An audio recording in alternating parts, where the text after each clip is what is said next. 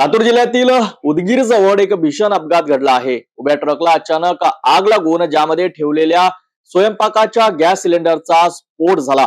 सुदैवाने या घटनेत कोणतीही जीवितहानी झाली नाही. मात्र ट्रक पूर्णपणे जळून खाक झाला असून मोठ्या प्रमाणात मालमत्तेचे नुकसान झाले आहेत. ही घटना लातूर उदगीर महामार्गावर घडली. उदगीर लातूरकडे जाणारा ट्रक महामार्गाच्या कडेला उभा असताना अचानक त्यातून धूर निघू लागला.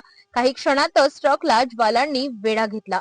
ट्रकमध्ये स्वयंपाकाचे गॅस सिलेंडर ठेवलेले असल्याचे समोर आले. या सिलेंडरपैकी एका सिलेंडरचा जोरदार स्फोट झाला, ज्यामुळे आगीने भयंकर रूप धारण केले.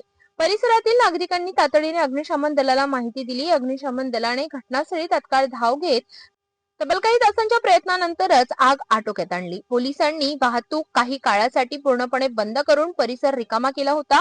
सुदैवाने उपस्थित चालक व इतरांना वेळेत सुरक्षित अंतरावर हलविण्यात आल्यामुळे कोणत्याही प्रकारची जीवितहानी झाली नाही. स्फोटानंतर ट्रकचा मोठा भाग नष्ट झाला असून नुकसान मोठे असल्याचे प्राथमिक अंदाज व्यक्त करण्यात येतोय. आगीचे नेमके कारण अद्याप समजले नसले तरी शॉर्ट सर्किटची शक्यता पोलिसांकडून व्यक्त केली जात आहे. या घटनेचा पुढील तपास सुरू आहे.